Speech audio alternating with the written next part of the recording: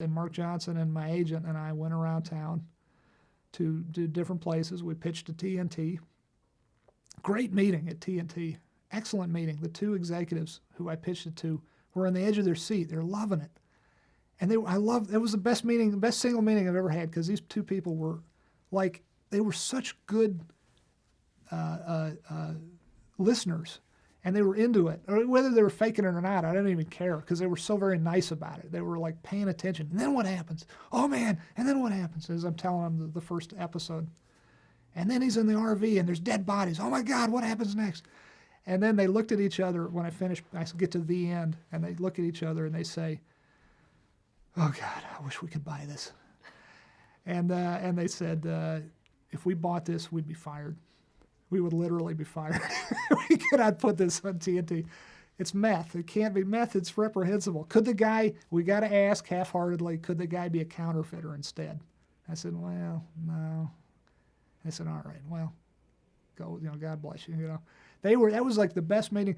It's in Hollywood, everyone's always talking about the buy it in the room moment. I've never had that ever in my life in 20 years of doing this. I've never had someone buy a pitch in the room, ever. I don't know that I ever will. I don't much care, just so long as the close second to the victory of someone buying it in the room is telling you in the room they're not going to buy it. It sounds like a bad thing, but it's actually a very good thing. The best thing they can do is buy it. A close second is to give you a quick no. The trouble with Hollywood, movies and TV, is people will leave you dangling on the end of a meat hook for days or weeks or months on end. That happened at HBO. I pitched this thing at HBO, like the worst meeting I've ever had versus the TNT meeting. And it was only like a day apart. We go to HBO, and the woman we're pitching to could not have been less interested, not even in my story, but about whether I actually lived or died. It was just sitting there, just sort of like looking at her watch. And I've got the flop sweat going.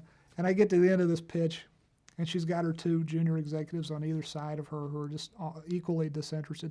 This radiating toxic gamma radiation of disinterest is just like got the flop sweat going on me. I'm just like I'm beating my brains out to get to the end of this verbal pitch, And I get to the end of it, and she's like,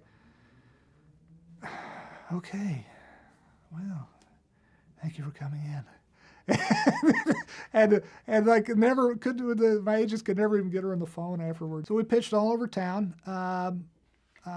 We pitched to FX, who wound up buying it, and they were great. FX was great. John Landgraf and the executives at FX, I have nothing but respect for them. They actually bought Breaking Bad, and this was, with the show being as dark and edgy and out there and weird, and the hero, as it were, is a meth cook. That's saying a lot that anyone would get behind this.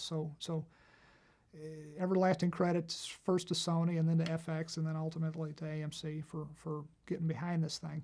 But the time when they ultimately bought the script, I wrote it for them. They thought about it for a while, and then they ultimately said, "We are regretfully passing. We're not going to be doing Breaking Bad." And God bless them that they were big enough to, when AMC came calling, they were big enough to allow AMC to purchase the script for Breaking Bad.